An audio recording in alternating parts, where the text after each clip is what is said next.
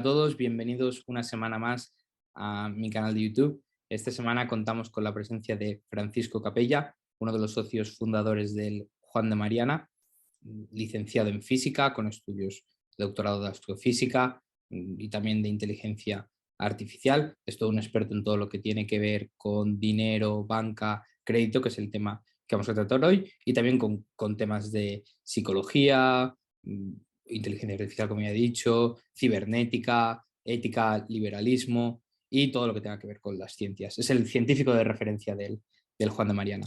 Bueno, sin más dilación, Paco, ¿qué es el dinero? ¿Qué tal, Eduardo? Buenas, gracias por la presentación. El dinero, pues normalmente se define, y no me parece una mala definición, como el medio de intercambio indirecto de uso generalizado, esa como la componente, digamos, principal. Además, se suelen añadir otras dos, que es que sirva de depósito de valor y como unidad de cuenta. Hay una discusión de si las tres están al mismo nivel o no. A mí me parece obvio que está quizá a un nivel principal lo de medio de intercambio, porque si no hubiera intercambios, todas las demás cosas como depósito de valor y unidad de cuenta no tendría sentido, porque al no haber intercambios, ¿para qué ibas a depositar valor en dinero si luego no ibas a poder intercambiarlo? Pero sí es cierto que suelen ir juntas, porque, por lo que voy a decir ahora, mi definición de dinero, la cosa que puedo aportar yo, es viniendo de física y teoría de sistemas, la idea de invariancia o invariante. Entonces, mi definición de dinero es que es el mejor invariante de valor posible en una economía, que además cumpla otra serie de requisitos técnicos que debe cumplir, que son necesarios para eso, para que sea buen medio de intercambio y buen depósito de valor y unidad de cuenta, que los típicos, que sea reconocible, que no sea falsificable, que sea fraccionable, que sea agregable, que sea fácil de utilizar, que sea costoso de producir, que la relación entre stock y flujo sea alta o al revés, entre flujo y stock sea baja. Entonces, invariante de valor quiere decir que su valor, entendido valor como que la gente lo quiere y también como poder adquisitivo, que sea lo más invariante posible frente a todos los cambios posibles. Entonces, que su valor sea estable en el tiempo, lo más posible, el poder adquisitivo, que no haya inflación ni deflación, que todo el mundo lo quiera, o que cuanta más gente lo quiera mejor, que lo quieran en todas partes, que lo quieran que no sea algo endémico, sino generalizado, que lo quieran en todo momento del tiempo, que no sea algo estacional o una moda pasajera. Otra invariancia importante es que el bid, o sea, que la diferencia o el spread entre el bid y el ask, entre el precio pedido y el ofrecido, sea muy pequeño. También se suele decir, pues eso, que sea el bien más líquido. El bien más líquido, que al final quiere decir que el bien que tenga el valor más estable, que tú puedas quitarlo del mercado o lanzarlo al mercado, que tú puedas ofrecerlo, demandarlo, comprarlo o venderlo sin mover apenas su precio. Entonces, todos los cambios que se te puedan ocurrir, pues el dinero que resista a ellos, eso en su poder adquisitivo. Pero el dinero, aunque sí que diremos que puede ser la base, bueno, es la base de un sistema monetario, no es el único medio de intercambio posible, ¿no? También contamos con el crédito. ¿Qué es esto del crédito? Bueno, es que has metido ya una idea. Es decir, la pregunta sería, ¿hay un solo dinero? Es decir, una vez definido el dinero, encontramos en la realidad que en las economías reales hay un solo dinero y todas las demás cosas no son dinero. Entonces Hayek decía que más que dinero habría que hablar de dinerabilidad.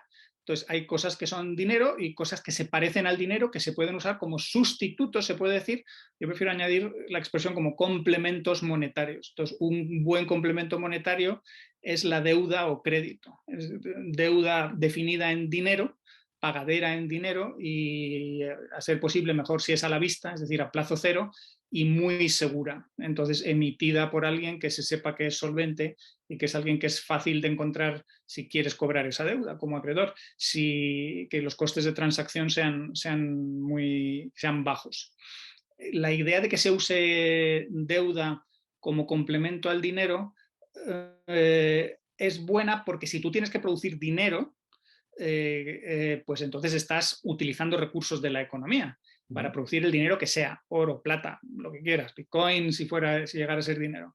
Entonces, si pudieras ahorrar parte de esos recursos y en vez de utilizar ese dinero, utilizar un sustituto monetario que economice, pues puedes tener, pues puede ser una buena decisión económica. Entonces, lo bueno de la deuda es que la deuda, digamos, que se anula unas con otras. Como en las economías nos estamos comprando y vendiendo todos a todos, o al final, es decir, se pueden ir haciendo ajustes, pues si en vez de pagarte yo en dinero, te quedo a deber, y luego tú pagas a otros y les quedas a deber, y otros te pagan a ti y te quedan a deber, y lo mismo pasa conmigo, al final todas esas interacciones se cruzan y se pueden netear o se pueden compensar unas con otras, y el balance final puede ser, si no cero, cercano a cero. Entonces, si queremos saldar, movemos dinero, pero ya no tenemos por qué mover todo el dinero que habríamos tenido que mover si no hubiera pagos con sustitutos monetarios en forma de deuda, sino que solo lo que queramos para saldar. Y eso, si hay confianza, además, se puede alargar pues más o menos indefinidamente, y al final el dinero apenas se mueve, sino que lo que se utilizan son los sustitutos, los complementos monetarios en forma de deuda. Y toda esta gestión del crédito, los individuos no la llevamos a cabo, ¿no? Porque yo no soy consciente al menos de netear mis saldos con los demás. Entonces, ¿quién la lleva a cabo en una sociedad? Hombre, podríamos hacerlo, podríamos apuntar cada uno en un papel qué debemos a quién y quién nos debe a nosotros, y luego confiar que los demás hagan lo mismo, que todo el mundo sea honrado en sus anotaciones. Pero esto hay unos agentes especializados que lo hacen, que son los bancos. Que entonces los bancos tienen esencialmente dos funciones: intermediarios que se dedican a gestionar pagos y cobros. Ellos emiten su propia deuda, lo que se llama dinero interno del banco, y entonces cada cliente usa sus activos contra el banco, es decir, sus que son pasivos del banco, para pagar a otros y para recibir pagos de otros en su cuenta. La otra función de los bancos es que hacen de intermediarios financieros. Si tú tienes superávit y otros tienen déficit de ahorro y lo necesitan para cualquier proyecto de inversión o consumo o lo que sea, el banco intermedia. Y es importante que, como el banco está constantemente usando deuda, también la función al final principal del banco es ser gestores del crédito de la gente, o más bien evaluadores del crédito de la gente, ver quién tiene crédito. Normalmente se confunde deuda y crédito. Deuda es eso, lo que debes o lo que te deben. Crédito es, si tienes crédito, quiere decir que eres fiable, que los demás creen en ti, que consideran que eres solvente, que vas a poder y querer pagar. Entonces, los bancos se dedican a eso, a evaluar a quién merece la pena prestarle dinero porque te lo va a devolver. Pero dentro de esas dos funciones que has mencionado, ¿dónde está la de depositar y almacenar tu dinero y protegerlo para no Bueno, he hacerlo? dicho que eran las dos funciones principales, Uh-huh. sobre todo de los bancos actuales. Luego, que un banco quiera ofrecer servicios de guarda y custodia a gente que dices, yo quiero que me guardes mi dinero. Entonces, no sé, Pero eso no es su dices, función se lo principal. dejas y te lo guarda en una caja fuerte. O si no, en una caja fuerte general del banco, tú contratas una caja particular para ti y guardas tus cosas ahí. Pero vamos, la función principal del banco no es esa, y no ha sido esa nunca. ¿Y qué hay porque yo he leído y he escuchado muchas veces que la función del banco principal, que el banco nace como un almacén y que luego Claro, se corrompe?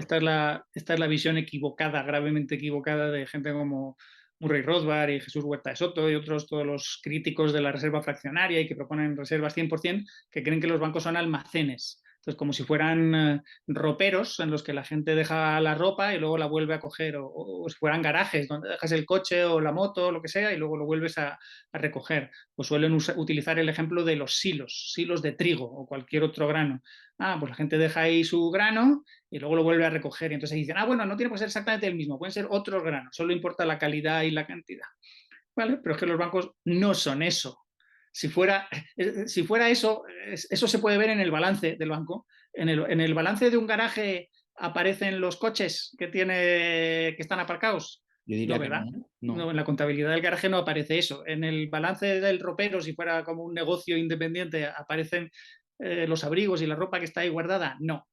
Entonces, en el balance de los bancos sí que aparecen en su pasivo las cuentas de los depositantes, que los llamamos depositantes, pero que se les llame así, que no es necesario llamarlos así, les puedes llamar así si quieres. Pero eso no quiere decir que ellos hayan ido ahí a depositar dinero en guardia y custodia, sino son simplemente clientes, cuentacorrentistas, si quieres. Entiendo, pero Entonces el banco nunca ha funcionado así. Vale, vale. Vamos a ver, que ese servicio ha existido, sí. Que sea el servicio principal, no. ¿Y sería posible pensar en una banca que funcionara sin crédito o deseable? Lo que pasa es que sería costosísimo. Es decir, de nuevo, sería como, en vez de guardar tú tu dinero en casa y hacer tú tus pagos moviendo tú físicamente el dinero para dárselo a otros, dices, bueno, vamos a guardar todos nuestro dinero, o los que quieran, los clientes del banco, vamos a guardar el dinero en el banco. Y entonces no vamos a usar deuda, sino que vamos a utilizar como papelitos o órdenes de, bueno, este dinero que me pertenecía a mí ahora te pertenece a ti. Entonces, en vez de estar utilizando deuda, estamos utilizando títulos de propiedad que se transfieren.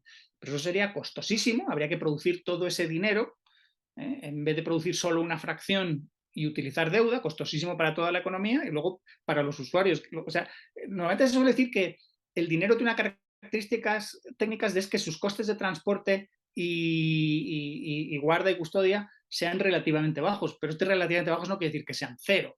En un mundo en el que hay ladrones, los costes de guardar dinero pueden ser considerables. Entonces, si tú conviertes un banco en un almacén de dinero, estás atrayendo a los ladrones, estás diciendo, vengan aquí que hay cantidades enormes de dinero, que además en su forma más pura sería totalmente anónimo, entonces no habría manera de comprobar esas unidades monetarias, monedas de oro, monedas de plata, de quién eran y quién se las ha llevado, si han sido robadas o no. Entonces es una mala idea y como tal mala idea, por eso prácticamente nunca ha funcionado así. ¿Y los clientes de los bancos saben esto o ellos se piensan que efectivamente es un almacén? Es perfectamente posible que los clientes de los bancos no tengan ni idea de qué es un banco y de qué es su dinero y qué es la deuda y por qué la deuda se utiliza como sustituto monetario. Es perfectamente posible. Yo cuando no sabía de dinero de banca, no sabía, ¿qué es eso del dinero? ¿Por qué hay dinero en forma de monedas y por qué hay dinero en forma de billetes? ¿Y por qué el billete del Banco de España hace mucho, antes de que fuera el euro, decía el Banco de España pagará al portador 100 pesetas? Y dice, pero esto no son 100 pesetas. ¿Por qué me dices que el Banco de España pagará al portador 100 pesetas? Pues esos son, digamos, residuos de un tiempo en el que los billetes de banco eran certificados de deuda, pagadera a la vista, en lo que tú se la presentabas al banco y decías, aquí esto dice que tú te has comprometido a pagarme 100 pesetas según la definición que fuera en su momento la peseta en relación con el oro o con la plata. Entonces, ya no quiero tener este billete, prefiero tener el dinero base, el dinero externo, en vez de tener tu dinero interno, sea dinero interno de un banco privado o un dinero de un banco central. Pero no tendríamos el problema de que la gente siempre iría a convertirlo en oro, en el bien, en el activo real que diera derecho y los bancos tuvieran reservas. Pero si tú tienes, entonces dejas de tener un saldo en la cuenta y entonces no puedes hacer pagos. Es decir, tú puedes decir, vale, prefiero tenerlo todo en oro en casa o en monedas de oro o en monedas de plata en casa, ¿vale? Pero entonces te tienes que hacer tus pagos por tu cuenta. Es decir, no puedes domiciliar todos los recibos que quieras domiciliar. Quizá puedas cobrar la nómina, pero entonces vas a hacer cobrar la nómina y sacar corriendo el dinero. Entonces, ¿cómo vas a hacer pagos? Es decir, la gente lo que hace es, tiene una parte en dinero externo. El problema es que ahora, hoy día, el dinero externo, podemos discutir qué es, si hay dinero externo, si el oro y la plata siguen siendo dinero o no. En realidad no lo son, porque la gente no los usa, porque su poder adquisitivo no es estable, no por su naturaleza, sino porque está desestabilizado por toda la intervención estatal. Entonces el dinero son billetes o apuntes en las cuentas del Banco Central. Y dices, bueno, pero eso no es una materia como el oro y la plata. Claro, de nuevo, son pasivos del Banco Central. A la gente no le gusta decir que son pasivos. A gente como George, alguien que se pone muy nerviosa o se cabrea cuando dice, no, no, no, el Banco Central no me debe nada. Esto no es un IOU, no es un yo te debo algo, porque se lo presento y no me dan nada. Y dices, es que es un pasivo raro, porque es un pasivo inconvertible. Los pasivos normales, digamos, serios, decentes, son convertibles. Es decir, un pasivo es que alguien reconoce que debe y debe algo y especifica que es ese algo que debe y si se lo presentas a cobro, pues te lo da. Entonces, los pasivos de los bancos centrales a lo único que te dan derecho es a pagar impuesto con ellos. El Estado al menos se compromete. Bueno, este es mi banco central, gestiona mi política monetaria y no te obligo quizá a que uses el dinero que uso legal no quiere decir que te coaccione a usarlo, pero dice, bueno, los contratos que se realicen serán mejor tratados si están definidos en dinero el mío, el euro o el dólar, lo que sea, y yo te dejo pagar impuestos con él. Entonces tiene un valor porque como la gente tiene esa necesidad de pagar impuestos, discutamos si sean legítimos o no, pero como esa necesidad existe, pues resulta que ese dinero tiene ese valor que te libera de esas deudas que son los impuestos. Pero alguien podría decir que sí que es un pasivo frente al Estado, pero no un pasivo frente al Banco Central, ¿no? Ay, precisamente todo eso es como discutible, eso ya es como avanzado. Si estamos quedándonos en un nivel más simple, es mirar el balance y decir, ¿podemos considerar que el Banco Central es una empresa, aunque sea pública, que puede quebrar? Entonces, tratamos su balance como se trataba el balance del Banco Central cuando era, cuando el dinero, o sea, cuando los billetes del Banco Central y los saldos de los bancos privados en el Banco Central eran realmente convertibles. Entonces, claro, el Banco Central podía quebrar porque no era libre de impagar sus deudas alegremente, y entonces había que tener en cuenta su balance y ver si realmente tenía capital positivo, cero, o estaba ya teniendo capital negativo. Y entonces y esa es la otra idea, es, vale, pero el Banco Central es parte del Estado, entonces decimos que si algo es un pasivo del Banco Central, entonces también es parte del Estado. Sí, bueno, temas muy interesantes, que es una larga discusión que habéis tenido ya con Selgin y White, que sí que dicen que es un activo. Y bien, volviendo al tema de los bancos de la actualidad, o si queremos bajo el patrón oro, yo sigo teniendo la duda de qué pasaba cuando más gente, porque sí, a lo mejor en el día a día la gente sí que quería tener esa deuda con el banco, pero habría momentos en los que no, en los que tendrían miedo y dirían, no, no, yo quiero mi oro de vuelta. Que Claro. ¿Eso pasaba siempre? ¿Eran fenómenos raros? ¿Puede pasar en el libre mercado?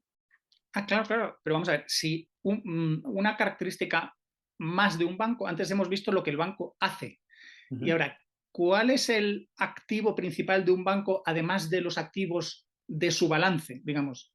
Pues su goodwill, su buen nombre, su reputación.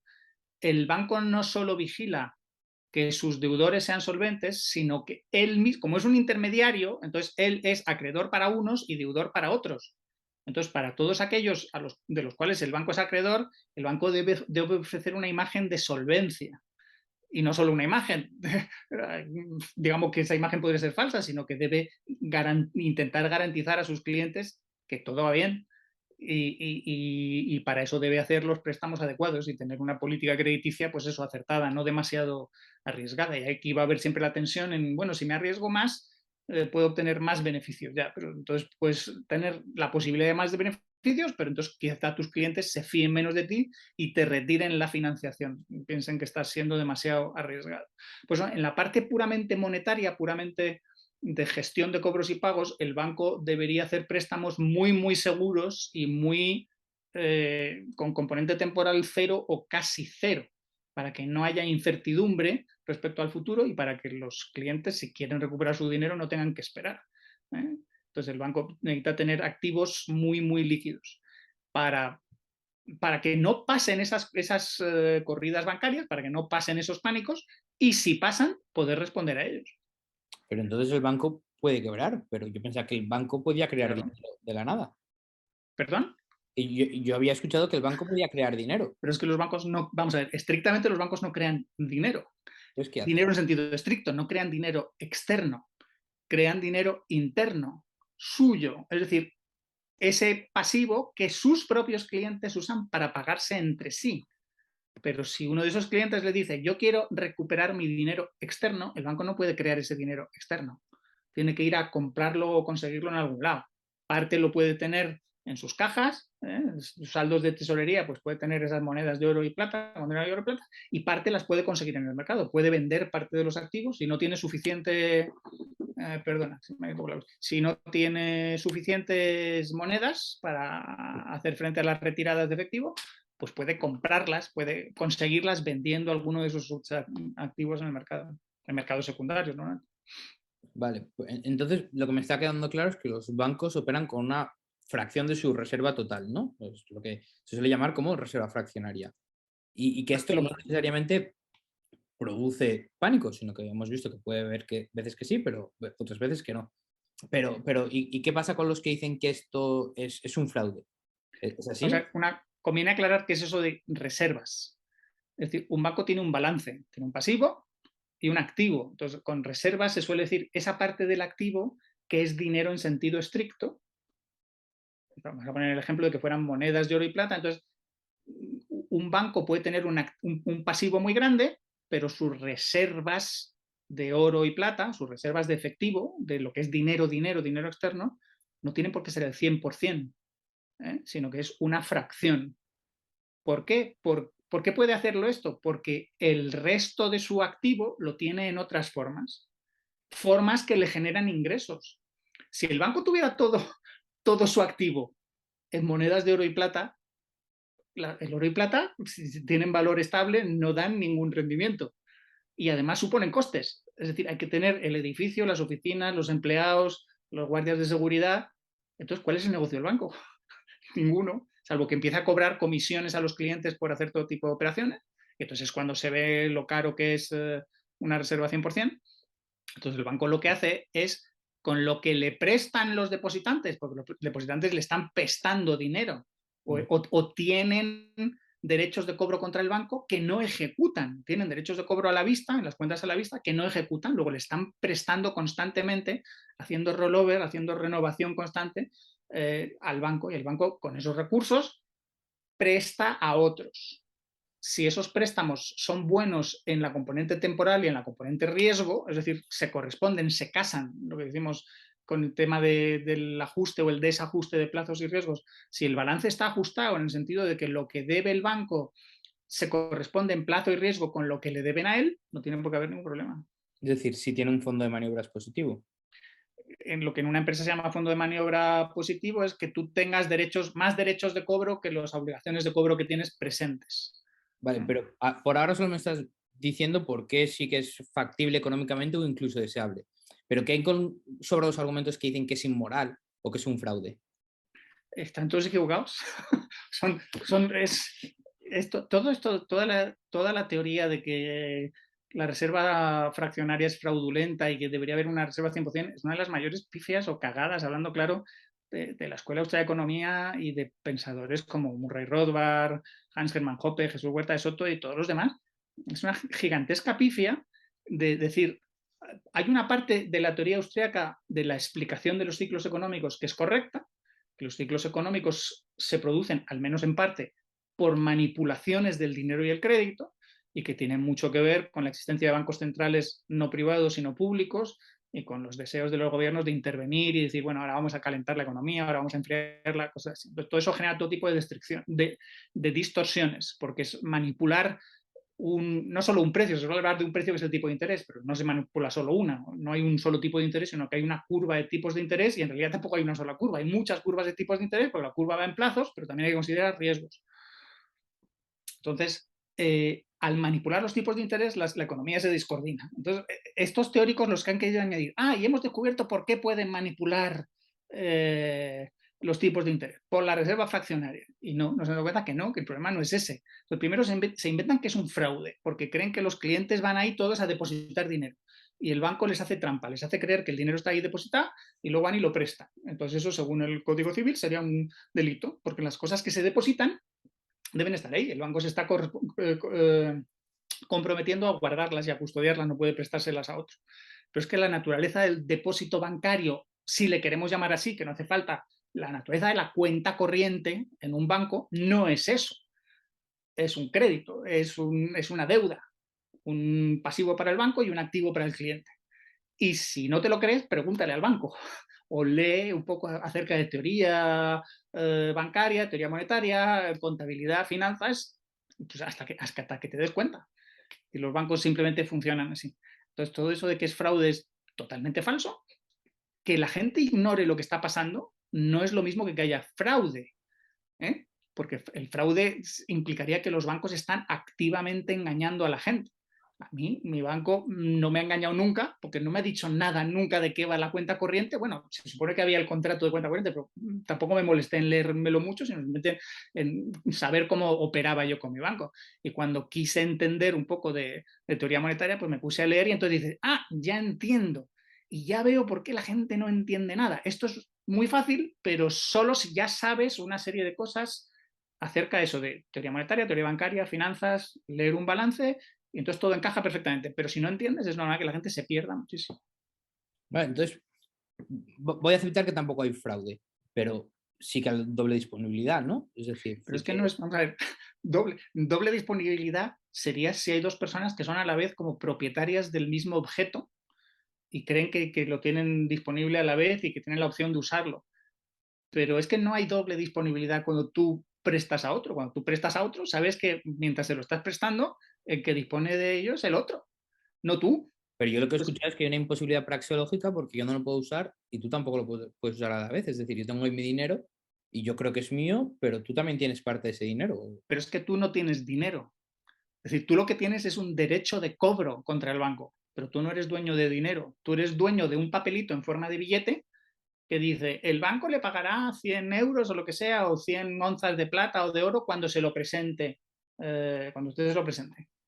Pero entonces, de lo que eres dueño es de ese derecho de cobro. Ser dueño de un derecho de cobro no es lo mismo que ser dueño de aquello que cobrarías si ejecutas ese derecho de cobro. Entonces, la gente se hace un lío porque solo imagina títulos de propiedad sobre cosas. Y en finanzas no usas solo títulos de propiedad sobre cosas, utilizas títulos de deuda, en los que uno dice, tengo derecho. Y, y en la siguiente, lo que tienes que aclarar es a qué tienes derecho y en qué condiciones tienes derecho, cuándo tienes derecho. Entonces, en el depósito bancario es típico que tengas ese derecho a la vista. Y a la vista quiere decir que es cuando lo reclames.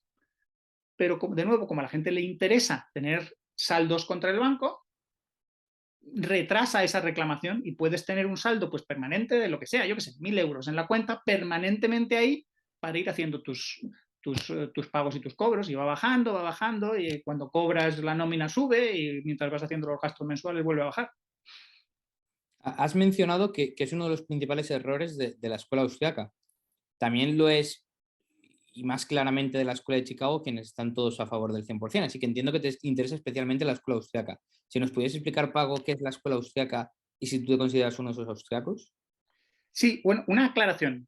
Los de Chicago y otros que defienden el 100% lo defienden de forma distinta, porque los de la escuela austriaca exigen un 100% sobre dinero externo material real, digamos oro plata, mientras que los de Chicago les da igual que sea. Entonces los que ellos dicen es, bueno, que haya un banco central que cree lo que sea, que le llamemos dinero, y que luego los bancos privados sean como especies de almacenes o gestores de balances en el Banco Central, pero que ellos no puedan generar a su vez sustitutos monetarios. Entonces, el problema es que en la escuela de Chicago no acaban de entender bien qué es el dinero y la importancia de que sea algo que puedas sacar del sistema bancario.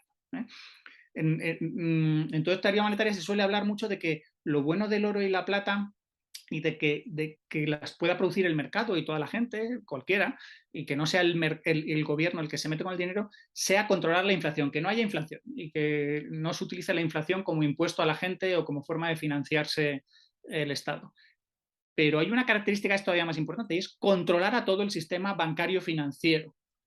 Es decir, que los clientes, si tienen saldos contra el banco que podrían recuperar en forma de monedas de oro y plata, si no lo hacen es porque confían en el sistema. Y en el momento en que dejen de confiar en el sistema, porque crean que se está arriesgando demasiado, que se están equivocando o que están haciendo trampas o sospechan que están haciendo trampas, pues vayan a reclamar su dinero y lo puedan sacar. Con el sistema de Chicago eso no pasa o no pasa a todos los niveles, porque al final siempre hay un banco público al que no puedes reclamar nada. Siguen siendo los pasivos estatales que no te dan derecho a nada, salvo pagar impuestos. Y me contabas que quieres que explique un poco qué es la escuela austríaca. Sí, ¿qué entiendes tú por escuela austriaca, así brevemente? Pues una escuela de pensamiento económico fundada por Karl Menger, que tiene figuras principales luego, gente como Ludwig von Mises y Friedrich Hayek, y populares hoy día, gente que también muy popular, gente como Rothbard, Hans Hermann Hoppe, Israel Kirchner, en España Jesús Huerta de Soto, Miguel Ancho Bastos, aunque no es economista, es de ciencias políticas, pero sigue mucho la escuela austríaca. Entonces, es una escuela que, a mi juicio, tiene aportaciones valiosas, pero que también tiene serios problemas. ¿Te Porque, consideras austriaco, Paco? ¿eh? ¿Te consideras austriaco? Es una pregunta muy difícil. Sí y no. De nuevo, habría que empezar a explicar qué partes de la escuela considero valiosas y cuáles me parece que son para tirar a la basura o para darles un cachete y decir, a ver si espabiláis. En cuanto a teoría monetaria, ¿qué aportaciones consideras valiosas? Por ejemplo, Menger empieza a hablar de liquidez, empieza a hablar, bueno, Wenger es uno de los protagonistas de la revolución marginalista, entonces empieza a aplicar conceptos marginalistas al dinero. Algo que no dijimos al principio es aquello de que se suele decir el dinero que su utilidad marginal sea prácticamente constante. Siempre se dice, bueno, la utilidad marginal de las cosas tiende a caer porque utilizas primero las cosas de las que dispones para los propósitos más valiosos. Entonces, cuando ya agotas lo más valioso, pues te quedan cosas menos valiosas. Lo bueno es, como el dinero lo puedes usar para cualquier cosa, su utilidad marginal decrece muy despacio. De nuevo, sería otra forma de invariancia. Entonces, Menger también empieza a hablar del dinero como una institución, habla de instituciones como patrones de conducta generalizados, sociales, que sirven para la coordinación, que todo el mundo sabe cómo se hacen ciertas cosas, que los demás también saben que se hacen así, y así se facilita la coordinación y la cooperación social. Las otras instituciones serían pues, las más típicas a gran escala, el derecho y el lenguaje, y a pequeña escala o mesoescala la familia o otros tipos de organizaciones más típicas y más repetidas. Luego Mises hace aportaciones como su teorema regresivo del dinero, que dice, bueno, si el dinero tiene hoy valor, ¿por qué tiene hoy valor? ¿Y por qué tendrá valor mañana? Entonces dice, pues porque ayer tuvo valor. ¿Y por qué lo tuvo ayer? Porque lo tuvo antes de ayer. Entonces, al final, Mises llega diciendo, bueno, el dinero originalmente fue una mercancía que ya tenía valor y la gente fue viendo que podía utilizar no solo como bien de consumo, sino como bien de intercambio. Tenía no solo valor de uso, sino valor de intercambio. El problema que hay ahí es que muchos han interpretado, y no sé si Mises lo interpretaría así, que esa es la única manera en la que puede surgir el dinero. O sea, que el dinero tiene que surgir así, que tiene que ser primero una mercancía, utilizarse solo como mercancía, como algo que se usa, o sea, se puede comprar y vender, pero solo una vez, no algo que se está constantemente intercambiando. Y el problema es que eso es una posibilidad, pero no es una necesidad. Entonces, el tema, por ejemplo, es para Bitcoin, si se podría aplicar el teorema regresivo o no. Hayek habla de cosas como la desnacionalización del dinero, del riesgo que puede tener que el Estado lo monopolice su emisión y que sería mejor que haya proveedores de dinero o de sustitutos monetarios pues en un mercado libre y en competencia y que sean los ciudadanos o los clientes los que decidan qué quieren utilizar como dinero y qué no. Con esto te estoy diciendo cosas de la escuela austriaca, pero otras más típicas, eso, pues hay una variante de la escuela austriaca que insiste muchísimo en solo razonamiento lógico, metodología a priorístico-deductiva, de tal manera que yo conozco unos axiomas que resultan ser los axiomas de la acción humana y de ahí deduzco todo lo que se puede saber de economía.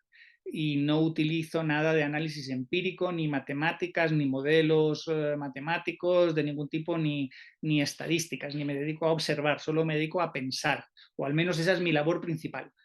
Produzco una teoría pura, como muy abstracta, y estoy muy seguro de ella porque la he producido mediante deducción lógica a partir de axiomas autoevidentes.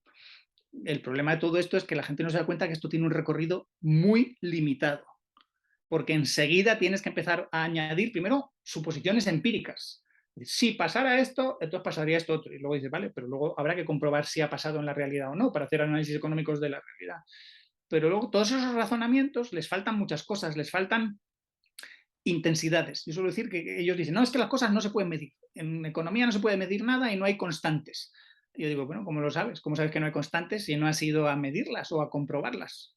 Bueno, es que yo creo que todo varía, ¿vale? Pero ¿cuánto varía? Igual resulta que varía, pero tendrás que estimar un poco las cosas, ¿no? Si simplemente dices, bueno, cuando suba esto, esto otro subirá. Dices, vale, pero ¿cuánto? ¿Y con qué velocidad? Entonces, esos son problemas típicos que veo de la secta, yo les llamo la secta de los talibanes de la praxeología, que todos los artículos te empiezan contando qué es la praxeología y luego cuando se está acabando el artículo quizá te añaden un párrafito más de extra, pero que no suelen añadir nada al pensamiento económico que no se sepa ya.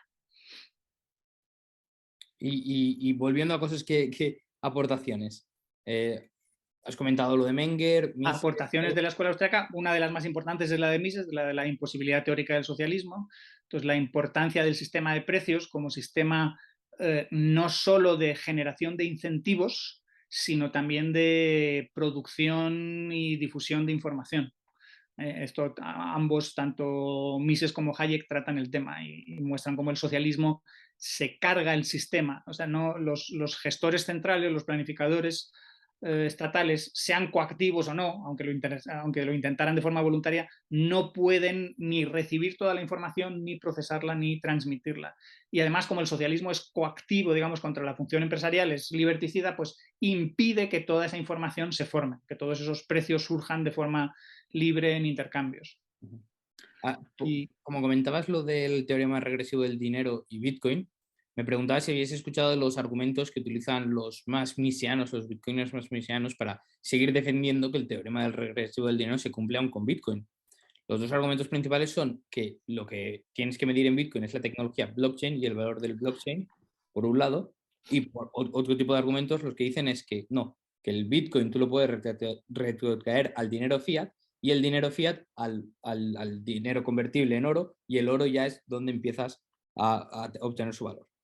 Bueno, pero ahí hay un montón de saltos que no son los que decía Mises en su teorema regresivo. Mises siempre, los individuos estaban usando siempre lo mismo. Lo que pasa es que lo estaban utilizando solo como mercancía que se produce y vende una vez y de repente, oye, si esto no tengo por qué producirlo y venderlo solo una vez, sino que lo compro, no para usarlo, no para consumirlo, sino para cambiarlo por otra cosa, y el que me lo compra a mí sabe que lo puede volver a cambiar por otra cosa. Entonces siempre era lo mismo, no había una serie de saltos entre unos dineros y otros que se iban conectando, que eso también lo puede haber, se puede hacer como un añadido al teorema regresivo, pero no es eso. Claro. Y luego hay la obsesión entre que, bueno, que si el Bitcoin existía como, hay gente que dice, como un juego o como coleccionable o como lo quieras llamar, estos son como cromos o como un sistema tecnológico en el que quiero participar. Vale, pero todo eso a mí me parece muy bien. Una cosa que hay que hacer cuando se utilizan las teorías y las propuestas, como estamos haciendo ahora con el lenguaje, es interpretar lo que se quiere decir.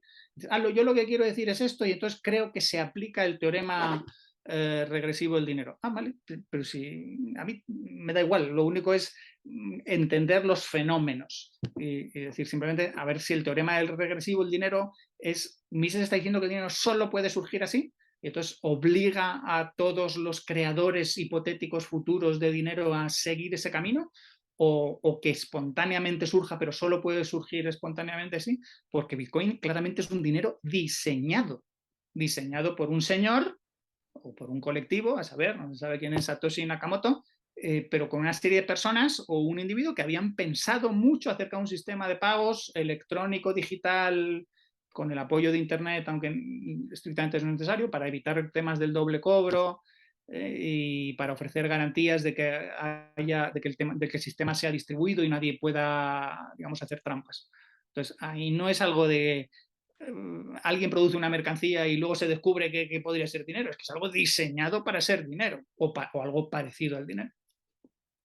Y volviendo a la teoría monetaria austriaca, ¿cuáles son los principales errores? Ya hemos hablado de las aportaciones y errores. ¿Has apuntado en la defensa del 100%ismo? ¿Alguno más? Es que la defensa del 100% lleva asociado todo ese cúmulo de errores, de cosas como decir, el dinero no debe tener valor estable. O sea, si lo tiene, vale, pero no tiene por qué tenerlo. Al revés, casi es mejor que gane valor.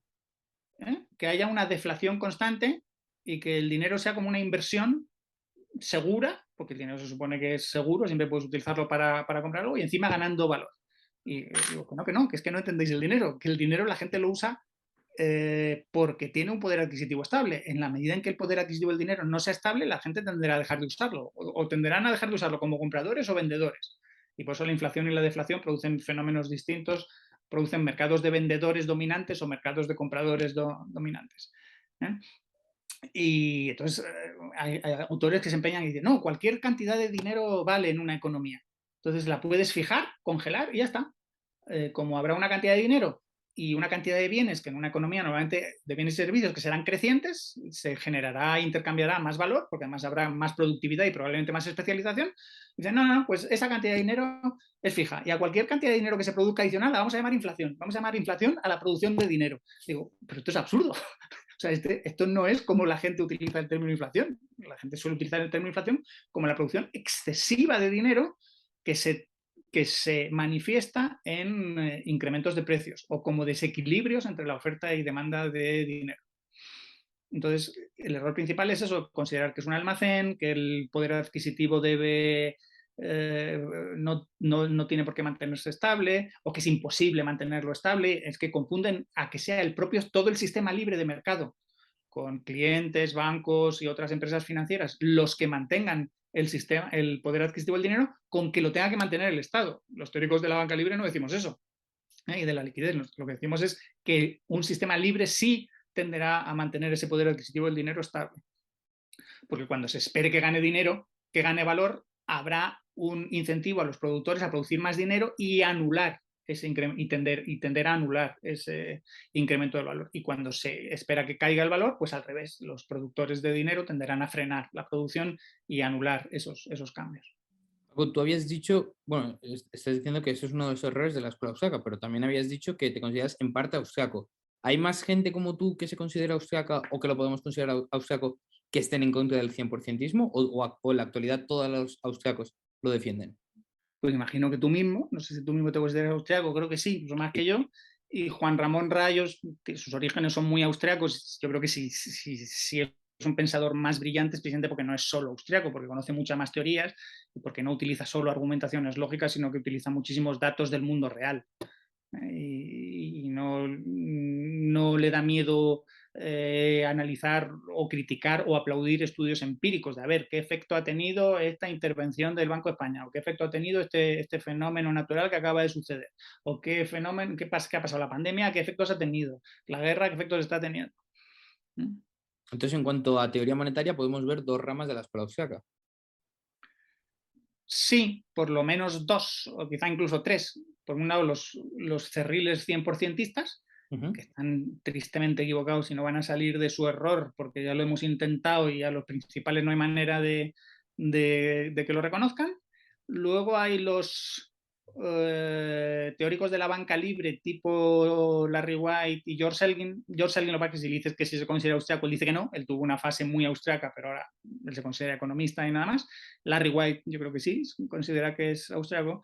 Y entonces los terceros, seríamos gente como Juan Ramón Rayo, José Ignacio del Castillo, yo mismo y algún otro, Dani Fernández, que conocemos la teoría de la liquidez a través de gente como Antal Fequete y luego lo que hemos ido leyendo nosotros a otros como Perry Merlin y otros, porque resulta que hay post-keynesianos interesantes para incorporar a todo esto, que añadimos a toda esta idea de la banca libre y crítica a lo del 100%ismo, la idea de liquidez y la idea principal de que el problema está en que el descalce de plazos y riesgos es lo que hace que el sistema bancario financiero sea frágil y como es frágil, pues eso se rompe.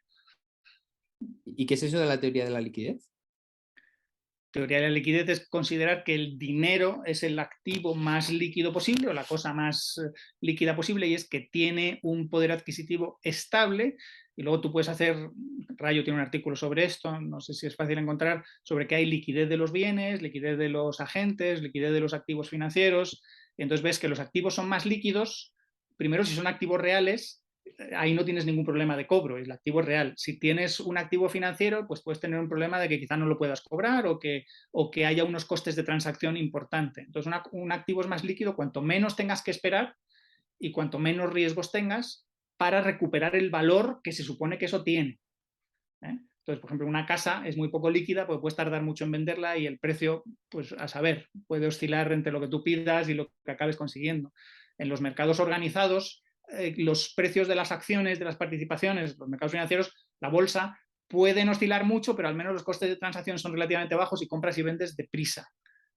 Pero hay activos más líquidos que otros. Es decir, por ejemplo, que la deuda pública de los países más seguros, tipo Alemania, Estados Unidos, es la más son los activos más líquidos que hay, porque son mercados gigantescos en los que puedes cobrar enseguida deudas a la vista o a muy corto plazo y con mucha seguridad.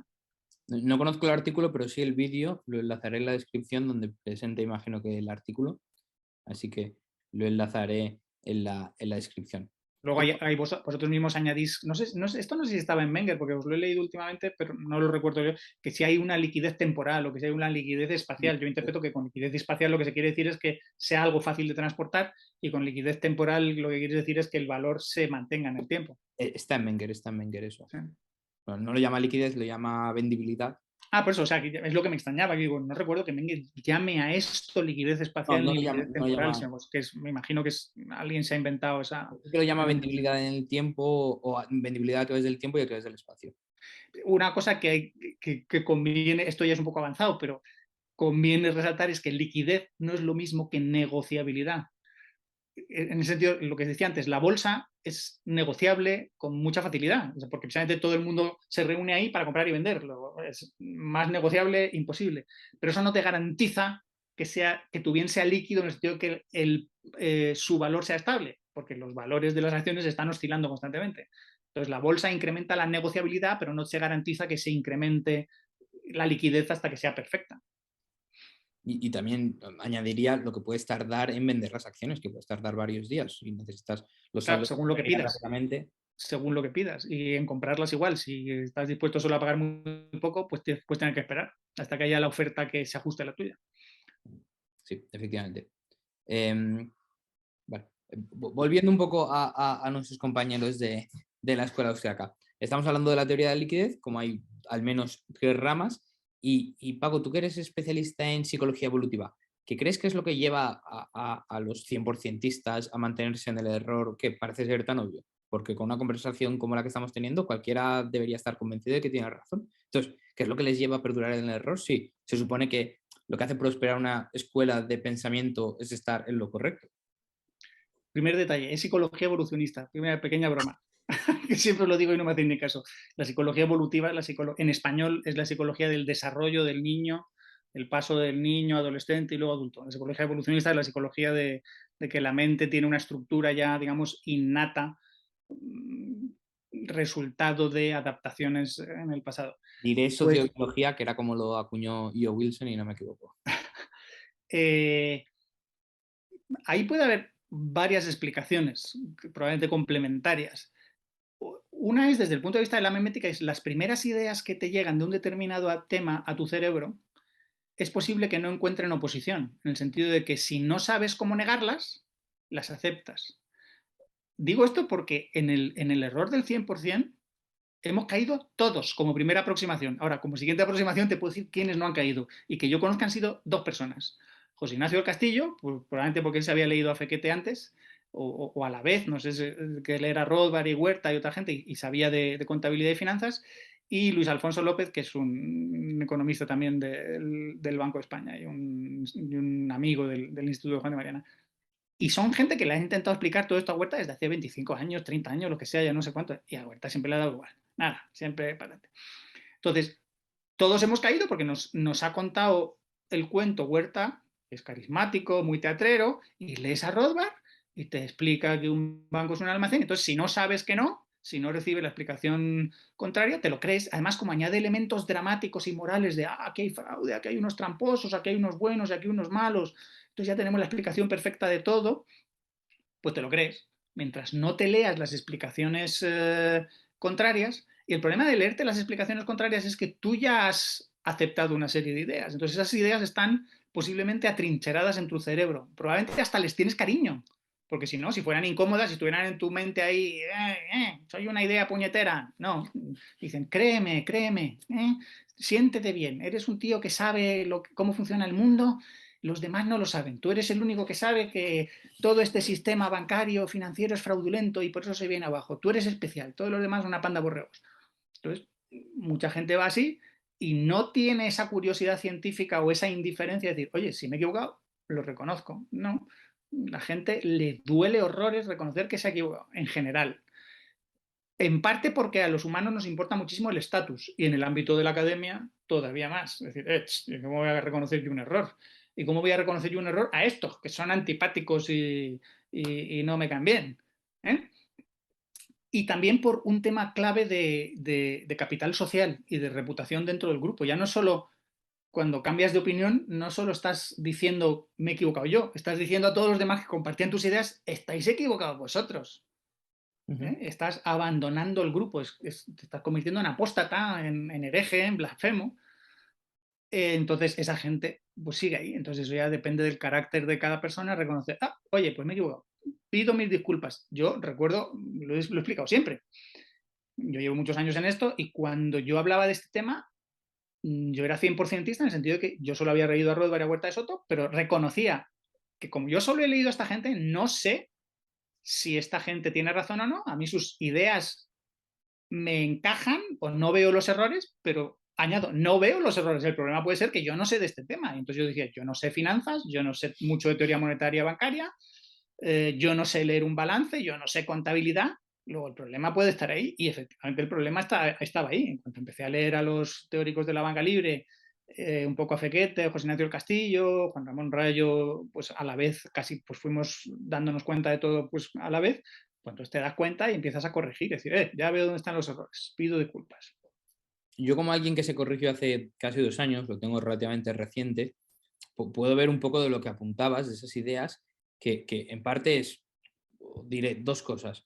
Que identificas el enemigo como el Estado, que como el enemigo suele ser el Estado en casi la mayoría de problemas, aquí te encaja muy bien que otra vez el enemigo sea el Estado. Y dices, bueno, si esto lo permite el Estado y casi todo lo que permite o hace el Estado es malo, seguramente esto también sea malo porque el Estado lo permite. Entonces entra muy bien en la narrativa libertaria de el Estado es malvado, que yo estoy completamente de acuerdo, que lo hace todo mal, todo lo que quieras, y como esto también lo hace el Estado, tiene que ser, por tanto, malo, malvado, inmoral. Hombre, Entonces, el Estado, más que hacerlo, lo da un permite. permiso, tú lo has dicho. Entonces, esta gente dice que es un privilegio, que la banca tiene un privilegio, que las demás empresas no pueden hacer reserva fraccionaria. Y dices, claro, las demás empresas no pueden hacerlo, en el sentido de que si hicieran reserva fraccionaria, serían bancos. Si Bueno, utilizaran deuda como medio de pago. yo lo que digo siempre es el caso de las aseguradoras. Las aseguradoras no tienen el 100% de sus deudas, de sus posibles pagos en saldos de tesorería. ¿Por qué se lo pides a un banco pero no a una aseguradora?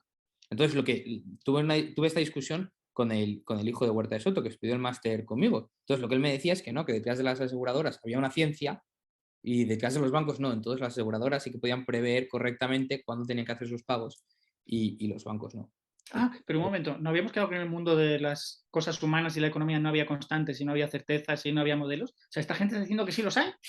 Ah, qué interesante. Y por otra parte, no he querido entrar en esto porque ya es más delicado, pero ya sí, es si quieres, me has preguntado, ¿por qué hay gente que defiende ciertas ideas y critica otras? Podría ser por interés económico. ¿Qué tiene Jesús Huerta de Soto? Una aseguradora. ¿Con quién compiten las aseguradoras a la hora de captar capital? Con los bancos. ¿Qué quiere hacer Jesús Huerta Soto? Mostrarse él como el intermediario financiero honesto y competente, mientras que los bancos son los intermediarios financieros deshonestos e incompetentes. Entonces, ahí ya no entro hasta qué punto le puede interesar o no. Yo creo que lo suyo es más fanatismo intelectual. No lo había pensado, la verdad, pero bueno. Sí, sí. Y otra de las cosas es, a ver, es una cosa bastante obvia que la gente dentro del mundillo libertario tendemos a lo conspiranoico, ¿no? Tendemos a, como de nuevo, asociamos al Estado como un enemigo, tendemos a pensar que hay cosas más allá que nos ocultan. Entonces, el que te digan, no, todo eso fue un secreto, todo esto la gente no lo sabe, tú tienes esta información privilegiada de cómo los bancos deberían operar y cómo los bancos están engañando a todo el mundo, te hace sentir, a mí me hacía sentir de que yo tenía un secreto que nadie más tenía. Y decías, pues esto es verdad. Entonces, yo me acuerdo perfectamente de lo que pensaba en ese momento y decía, pues mira, tengo este secreto que nadie más lo tiene y yo lo contaba como si fuera un secreto de, ¿sabes qué está pasando esto? ¿Sabes cómo nos están estafando? Y luego te das cuenta y dices, no, qué tontería.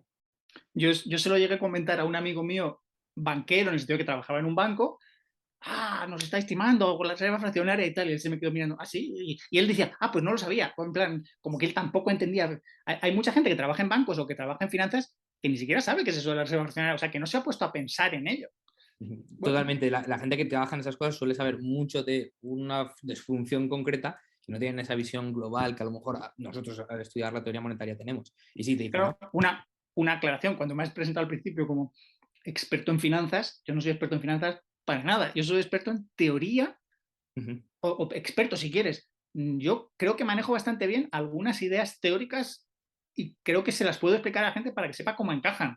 Pero si luego me dices, Paco, ¿en qué invierto? ¿El value qué tal está? ¿O me meto en indexados?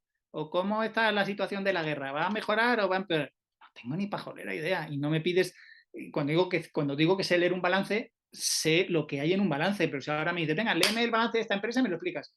No, chaval, yo lo siento, pero los detalles concretos de cómo está todo y en la cuenta de resultados, cómo deben aparecer las cosas, lo siento, pero no me interesa. Y ahora que estamos hablando de eso, de los errores que podemos ver en ciertas ramas de austriacas en cuanto a teoría monetaria, ¿hay más errores? ¿Crees que hay más errores en otras cosas? ¿Solo se equivocan en esto? ¿O hay varios errores que están arraigados dentro de la escuela austriaca que eso no hay manera de curarlos?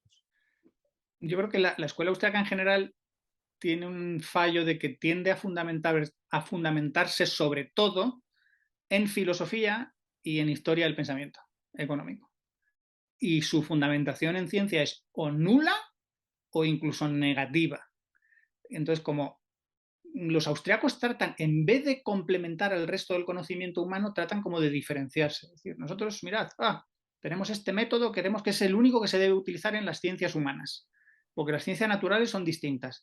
Entonces, ¿a quién atrae la escuela austriaca? A gente de letras, a gente que de ciencias naturales no sabe nada en general y que es relativamente fácil engañarlos.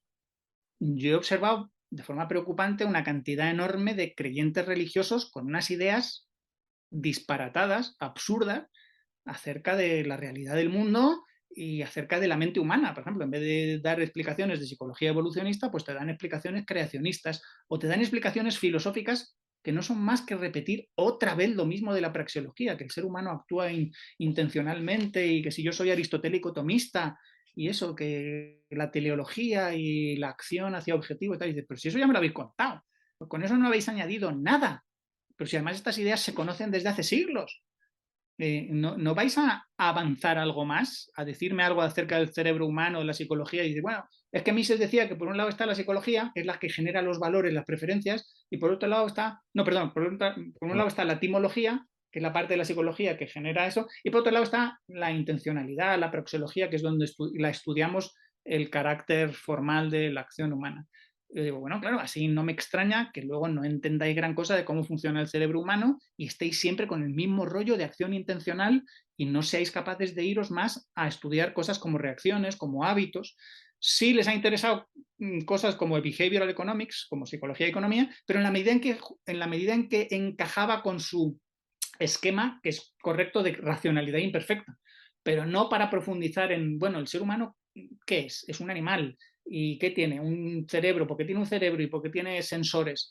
Pues porque es un sistema cibernético. ¿Os interesa la cibernética? Pues yo llevo años intentando explicarlo y que interese a la gente y no observo mucho interés. Los austríacos me da la sensación de que son gente que viene de letras, que quiere unas explicaciones muy sencillitas, poder repetirlas siempre, tener una serie de tópicos que lanzar que pueden ser correctos, pero que o no vienen a cuento o no añaden nada a muchísimos temas.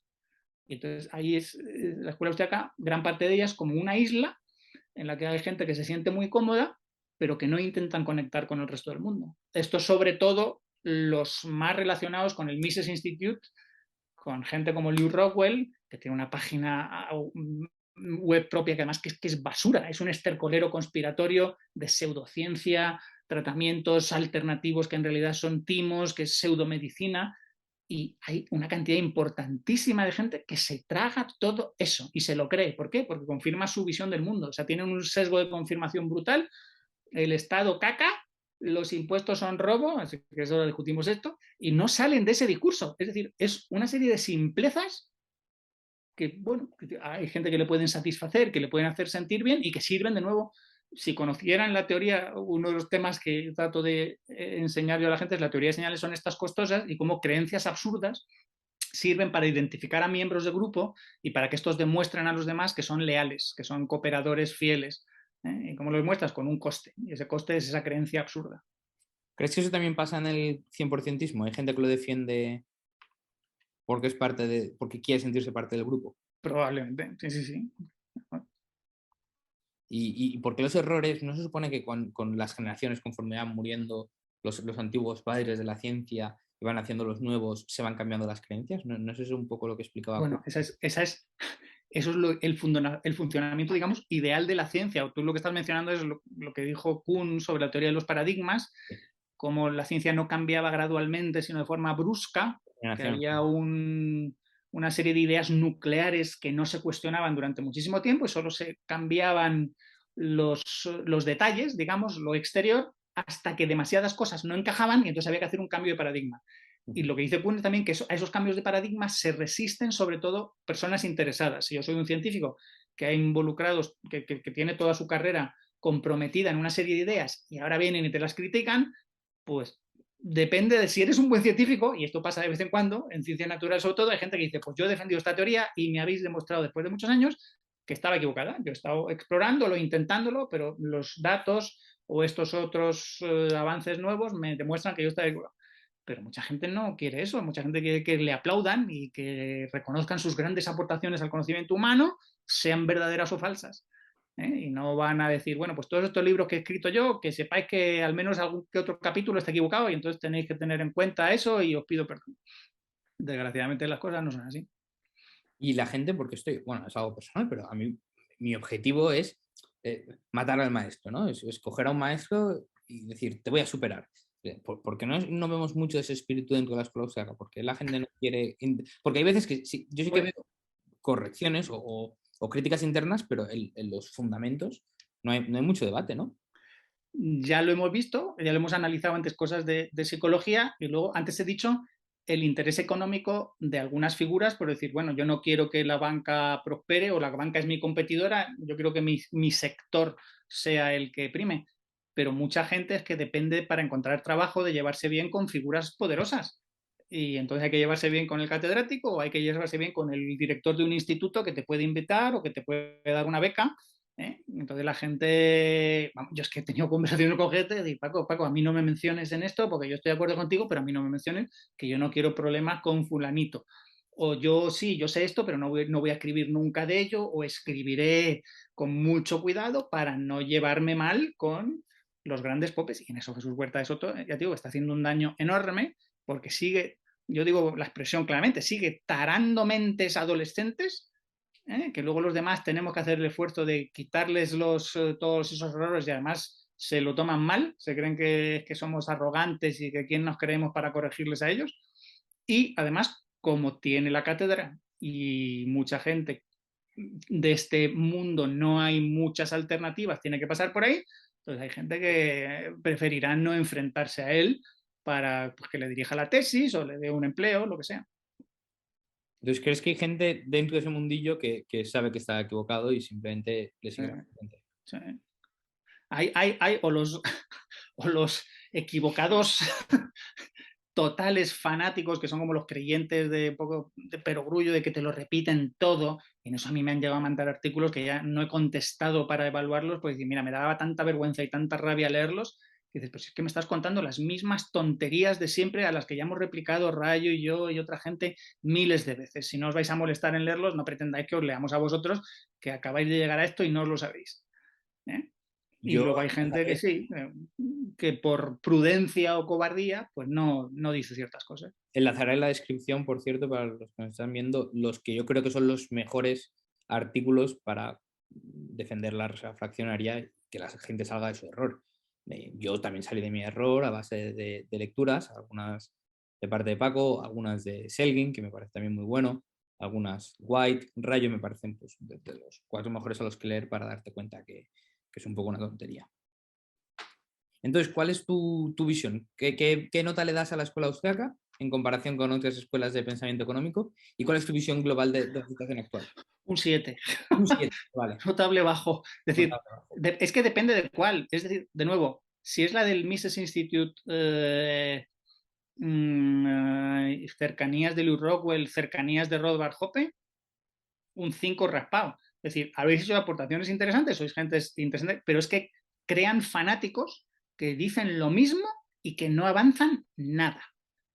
Y que vuelven a, tenemos que profundizar en la praxeología y la intencionalidad. Y dices, bueno, pues a ver si profundizáis algo, porque no lleváis produciendo nuevo, no producís nada nuevo ni nada valioso. Y aquí dice, bueno, esto sea tu juicio subjetivo.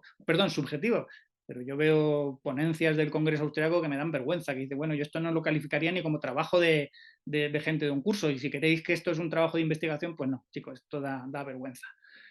Entonces, muchísimas de las aportaciones austríacas están en el pasado, en las críticas al socialismo. ¿Ves? Otra cosa que pasa es que como la escuela austríaca tiene muy buenas críticas al socialismo, otro problema que tenemos es que estamos, digamos, cooptados por cantidad enorme de conservadores. Todo lo que se dicen, bueno, yo soy liberal conservador, chaval, tú lo que te pasa es que eres conservador.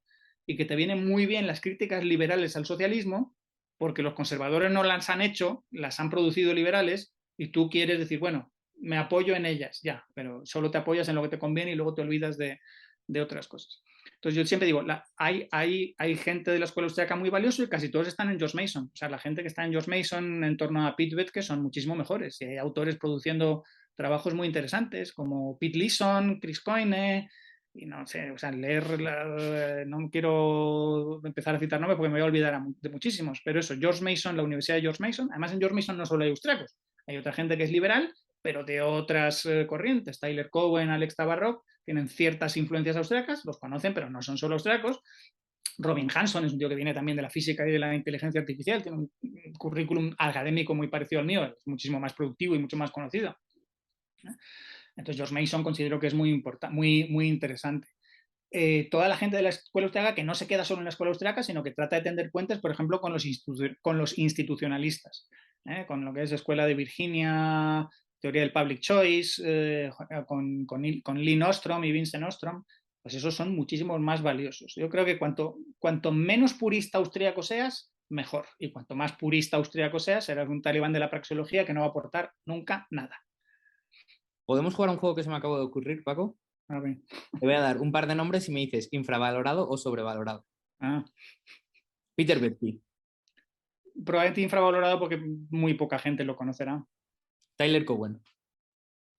Bien valorado, aunque es alguien que es un superdotado, que lee muchísimo, que se sabe muchísimas cosas, que sería muy interesante que más gente en España lo conociera más y en Estados Unidos. Hay cosas que él escribe que a mí personalmente no me interesan. A él le interesa muchísimo la gastronomía o cosas de cultura, que vale, le interesan tanto, que escribe mucho de eso, fenómeno, a mí no me interesan tanto. Él sobre teoría monetaria y crediticia no creo que controle cosas de teoría de la liquidez y cosas así, Ahí es donde más patina, sintiéndolo. pero que como pensador es interesante. O sea, uno de los sitios más interesantes en la web, en Twitter y lo que sea es Marginal Revolution. Ahí están Tyler Cowen y Alex Tabarrok. Vale, entonces, bien valorado. Siguiente, Jordan Peterson. Sobrevalorado por muchos de sus seguidores, porque desgraciadamente tiene características un poco mesiánicas. Yo creo que te haces tan popular y ayudas efectivamente a mucha gente. Mucha gente lo ha dicho en sus presentaciones y me parece creíble. Oye, a mí me habían engañado con tantas cosas y tú me vienes y me cuentas cosas más realistas. Pero luego eso, la naturaleza humana es la que es y tiendes a seguir a gente como si fueran mesías. Entonces hay gente que es que ya cualquier cosa que diga Jordan Peterson, sobre todo sobre cambio climático o la pandemia, pues va a misa y dice que no, que de estos temas él no tiene ni pajolera idea. O sea, ahí hay que opinar, ahí hay que ver su opinión con muchísimo más cuidado. Y luego los críticos igual lo han rechazado como si fuera un fascista o un nazi. Y dicen, chavales, sois idiotas. O sea, que está ambas cosas, está sobrevalorado por unos e infravalorado por otros. Larry Summers. No, yo, chico, aunque me presenta como economista, yo no conozco en detalle tanto a los mainstream como para juzgarlos. El problema es que son gente que a veces dice cosas muy acertadas, muy sensatas. No sé si Larry Summers advirtió de que el estímulo en Estados Unidos estaba siendo excesivo y que iba a acabar provocando inflación, pero luego en otras es como demasiado mainstream y de nuevo no controla temas del ciclo austriaco o los rechaza por irrelevantes y debería hacerles un poco más caso. Muy cercano al keynesianismo, sí. Pinker. Steven Pinker, sí. Muy interesante en los temas que trata. En todo lo que es psicología evolucionista, sobre el lenguaje es uno de los investigadores principales. Sus libros me parecen todos monumentos, o sea, todos recomendables. Que luego le puedas discutir algún tema, vale. Cuando escribe cosas contra el liberalismo y tal, o el libertarismo y tal, pues dices, pues aquí patinas, porque esto no lo controlas en profundidad, pero nada más. ¿Y Michael Huemer? Me gustaría tener más tiempo para leer más de él. Me parece el típico genio que con alguna cosa yo la discutiría con él, es decir, su intuicionismo a mí no me convence tanto, me parece una estrategia de razonamiento ético y epistémico interesante, pero no la única posible y que tiene ciertos problemas como que tus intuiciones no tienen por qué ser las mismas que las de los demás, y de hecho no hay manera de saberlo, y puedes estar utilizando ciertas intuiciones olvidando otras. Escribe bastante sobre física y matemáticas. Tiene un libro sobre el infinito. Sí, sí, sí, lo sé, sí, lo sé. Ha escrito, es que el tío ha escrito, es filósofo, ha escrito sobre tantas cosas que digo, joder, si tuviera tiempo sería para hacer una tesis solo sobre el pensamiento de Michael Himmer. Tiene un libro sobre paradojas también que no le hincaba el diente. Pues yo... Pero es de los anarcocapitalistas más interesantes porque es un anarcocapitalista, pero no es austriaco. Entonces es como gente como David Friedman y él son muy interesantes para decir, mira, hay anarcocapitalistas que no se obsesionan, digamos, con la versión austriaca y que no es alguien que lo único que te diga es Estado es el mal y los impuestos son robos, sino que te dice cosas bastante más sofisticadas. El de paradojas está muy bien, por cierto. Yo no me lo he terminado, pero me leo de vez en cuando alguna y me gusta bastante. Vale. 5 libros que recomendarías de monetaria. Di a Hans Hermann Hoppe. Hans Hermann Hoppe. Que tú lo tienes mucho cariño. Y Rothbard. ¿Quieres que vayamos a los polémicos? ¿Vale? Hoppe. Totalmente sobrevalorado. Pero vamos, es alguien interesante de leer, pero es el típico autor que si no tienes cuidado te lleva por el mal camino y te hace sentir que tienes toda la razón del mundo y porque no has visto los agujeros. Su libro sobre la monarquía está cercano al disparate. O sea, el insistir en que la democracia es espantosa y siempre degenera en saqueo de los ricos por los pobres, y dices, joder, pues sigue habiendo bastantes ricos si no, los demócratas no consiguen acabar de saquearlos. Y que las monarquías funcionaban de maravilla y que el mundo sería mejor si funcionáramos con monarquías, dices, es que el libro no tiene ni un solo dato, pero ni uno. Pero es que ni siquiera tiene análisis históricos de, bueno, os voy a dar ejemplos de estos monarcas tan maravillosos. Y entonces yo le diría, vale, ¿y todos los monarcas que se mataban unos a otros? ¿Todos esos asesinatos dentro de la familia? ¿Eran realmente simplemente porque eran gente muy respetuosa de la propiedad privada y del capital ajeno y querían proteger a sus súbditos y tal? No, hombre, no. Igual, toda su teoría de que argumentativa, la ética argumentativa, que tiene agujeros por todas partes, es engañosa. Y ya hemos dicho antes de Rothbard lo mismo. Rothbard es un autor súper interesante de leer, pero que crea fanáticos y que escribe muchísimo y que muchas cosas de las que escribe tienen agujeros o tiene todo tipo de problemas. Análisis políticos que hace siempre está criticando a Estados Unidos porque es su gobierno. Esto es algo típico de muchos austriacos. Ven un gobierno y el que tienen más cerca le atizan y dicen, bueno, Estados Unidos mal, Unión Soviética o Rusia, bueno, pero no son los míos. O sea que y esas otras cosas que me está preocupando estos últimos años del movimiento liberal, el trumpismo y el ir absolutamente en contra del gobierno americano y en contra de los demócratas, porque los demócratas son el mal y entonces los republicanos son el bien, y si Rusia hace algo, pues sus razones tendrá y no está tan mal, dices, ¡puf! Por Dios, hay unos análisis políticos que están diciendo que me dan entre vergüenza y miedo. ¿Alguno más polémico quieres que te pregunte? A ver, pregúntanos, Juan. Bastos. ¿Ves? Mira, yo te lo voy a decir sinceramente, creo que es un personaje interesantísimo, pero problemático por una cuestión que no sé cómo contarla. Bueno, es fácil, pero no sé si la gente va a creer. Es demasiado simpático.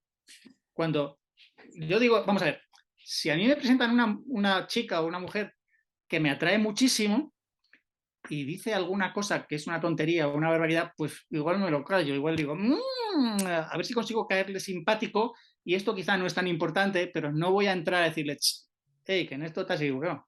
O igual, cuando tú recibes ideas de alguien con mucho carisma, como he dicho alguien, o muy teatrero, tipo eso, Huerta de Soto, que te das cuenta, te avasalla y tal, o Rothbard, tiendes a creértelas. Entonces, el tema de Bastos tiene lecturas por todas partes, es una persona muy brillante y tiene cantidad de lecturas, entonces, por el problema, y es simpaticísimo, si es que es imposible que te caiga mal, te apetece hablar con él, te apetece estar con él y te apetece estar en una conferencia suya y reírte.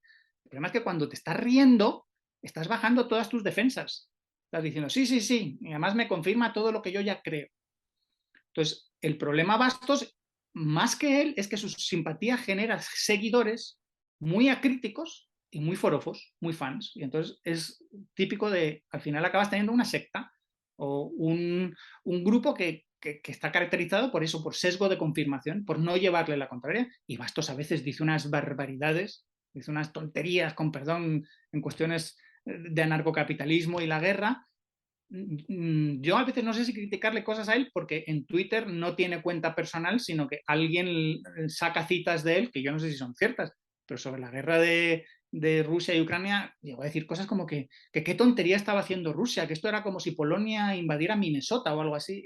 Pero ¿cómo puedes decir estos disparates? Es decir, acaban haciendo análisis geopolíticos que a mí es que no me parecen serios. Robert Murphy. Dejé de seguirlo hace siglos porque me parecía el típico austriaco que no iba a aportar nada más que trabajar mucho, trabajar mucho, trabajar mucho y explicarte a Mises y a Rothbard por enésima vez. Y él es muy creyente religioso y entonces de vez en cuando trataba de, bueno, yo voy a contar por qué como todo esto encaja con mi visión de creyente, como con mi antropología cristiana, que dicen muchos también en España. En España hay muchos que hablan de, es que claro, todo esto depende de la antropología que tengan. Y bueno, pero la antropología es una ciencia, lo de la antropología cristiana no es ninguna ciencia, es una visión acientífica o anticientífica. George Selgin. Muy interesante. Tiene, me veo un poco a veces reflejado el que él tiene como mal carácter, genio, y puede mandar a la mierda a gente y estar harto de 100%istas y tal. Me decepciona el que no entienda que se puede ver que el dinero del Banco Central es un pasivo del Banco Central, o que, al menos que asuma que es que se puede interpretar así. Y es que cuando a la gente le intentas explicar algo y ves que le cuenta y dices, bueno, nadie ha conseguido nunca explicarte nada, o ya no es posible explicarte cosas y simplemente te sigues negando. Yo decir Pero muy, que su muy argumento me parece interesante y divertido y se aprende muchísimo de él. O sea, me da rabia que no tengo tiempo para ver toda la serie que ha hecho en Alt-M sobre el New Deal. Digo, joder, a ver si alguien se lo lee y hace una presentación y lo resume y nos enseña, porque lo va a siempre... transformar en un libro, lo va a publicar como libro. Ah, pues estupendo, sí, porque era larguísimo y tenía muchísima calidad. Vamos, yo creo que George Higgins es alguien valiosísimo. Pronto va a venir aquí a... Uh-huh. Larry White. Es como George Higgins, pero en tranquilo. y pautado. Yo creo que no llegué a conocerlo personalmente, porque yo estaba de viaje o no estaba en Madrid cuando vino y Rayo trató de explicarle la teoría de la liquidez y también dijo, bueno, sí, pero eso es algo que ya harán los banqueros y tal. Bueno, no, eso no es algo simplemente empresarial, sino que podemos decir algo teórico que aporte valor a la teoría del dinero y la banca. Y ahora sí, a ver, por último, Jesús Huerta de Soto. Igual, muy, muy problemático. Él es responsable de que yo sea austriaco, yo que sea liberal, y de que nos hayamos reunido muchísimos. O sea, ha producido muchísimo valor, pero al mismo tiempo ha generado o destruido también muchísimo valor por su obcecación en no reconocer errores y porque es un ególatra. Es alguien egocéntrico que le gusta rodearse de gente que le haga la pelota y que le diga, sí, señor. Y ahora continuamos con la siguiente pregunta. Paco, 5 libros que nos recomiendes de teoría monetaria. Uf, pues es que no sé, libros. Uno de libro, en vez de libro, debería ser un curso, porque ese siempre lo recomiendo. Si no leéis el curso, leer algo de Perry Merlin, de New Lombard Street. Es un post-keynesiano, pero para que veáis que se puede aprender de otros. Las cosas distintas de George Selgin. Estás haciendo tú el seminario y ¿cómo han traducido al español el libro de Free Banking? La libertad de emisión. De emisión de dinero bancario. Pues ese o creo que se llama The Theory of Free Banking en inglés, no me acuerdo. Larry White tiene uno que no he conseguido acabarme, pero buenísimo, porque es que era The Theory of Monetary Institutions o algo parecido. Y creo que ahora va en abril saca a publicar otro sobre el tema, ¿no? O muy parecido. Sí, sobre dinero, fiat y Bitcoin se llamará. Ah, sí, supongo que más orientado a Bitcoin y fiat y todo eso. Y con eso ya creo que van 3 por lo menos, ¿no? 4. Rayo, lo que escribió Rayo sobre la MMT, en contra de la MMT, ahí está mucha teoría monetaria muy valiosa y mucho análisis de balances de bancos y cosas así, en los que se puede aprender muchísimo. Y no sé, dime tú alguno más. Yo es que no he escrito ningún libro, pero el que quiera ver lo que he escrito yo, que busque en internet, en Google, lo que sea, recopilación de artículos sobre dinero, banca, crédito, finanzas, lo que sea, con mi nombre, Francisco Capella o Paco Capella, y les sale. El libro que tú siempre me has recomendado, no lo has recomendado todavía, que es el de ¿cuál? Las promesas por las que vivimos. Ah, sí, y además es un libro traducido al español. Ese es un libro muy curioso pero muy básico. Es decir, solo es para empezar a entender la importancia del crédito en la sociedad en general y el uso del crédito como medio de pago, de la deuda como medio de pago. Es verdad, ese es un buen complemento. No, claro, es que ese no trata, a mí me sirvió mucho cuando empecé, pero ahora lo recomendaría como curiosidad histórica, pero que también merece la pena. Y sí, como lo tenemos traducido en el Juan de Mariana y se lee muy fácil. O sea, que el que quiera Un ese... libro que también me has recomendado muchas veces, que aún no me he leído, es el de El choque de las ideas, de Larry White. Sí, pero ese no es solo sobre Ya, teoría sí, sí. monetaria y dinero, eso es sobre ideas económicas en general. Muy bien. Entonces, por última pregunta, siempre termino con esta pregunta, Paco. Si pudieras tener una conversación con cualquier persona, viva o muerta, ¿con quién sería? Con cualquier persona, ah, yo qué sé. Es No hay que barreras del lenguaje, no hay nada. Puedes decir cualquier persona histórica. no sé. Con, no sé, con alguno de los que han hecho más daño, digamos, tipo Karl Marx o John Maynard Keynes, para decirle, chaval, te has equivocado con esto. Carlos, todo esto que estás haciendo es un puñetero disparate. O John Maynard, no entiendes el descalce de plazos y no en tus análisis ignoras los mercados de derivados y por eso crees que no puede funcionar la economía, los mercados libres, porque no, porque son inestables y cosas así. No lo sé. Aprovecharías tu oportunidad para corregir a alguien. ¿Eh? Aprovecharías tu oportunidad de hablar con cualquier persona para corregir a alguien, no para aprender ni nada, sino para... Hombre, es que para aprender ya tengo sus libros. Es decir, para aprender de ellos, no sé. A ver, por ejemplo, es que claro, me has dicho vivo, tal. Por ejemplo, podría discutir con mucha gente. Con Robin Hanson me encantaría explicarle que las emulaciones, las EMS que ya él llama, no van a funcionar y que no vamos a tener una edad de EMS, The Age of M, que es un libro, súper interesante, pero que no, digo, Robin, no, la cibernética no funciona así y tus argumentos tienen agujeros. O con Michael Himmer me encantaría discutir cantidad de cosas, sí, pero esos, o sea, son gente más real que existe y que ha sido posible. Yo he hablado alguna cosa con Himmer en la Montpellerín, en Gran Canaria, hace unos años. Y les puedes escribir todavía un correo. Sí, sí, exacto, si quisiera podríamos. Exacto. Entonces, Paco, si la gente quiere saber más de ti, ¿dónde te puede encontrar?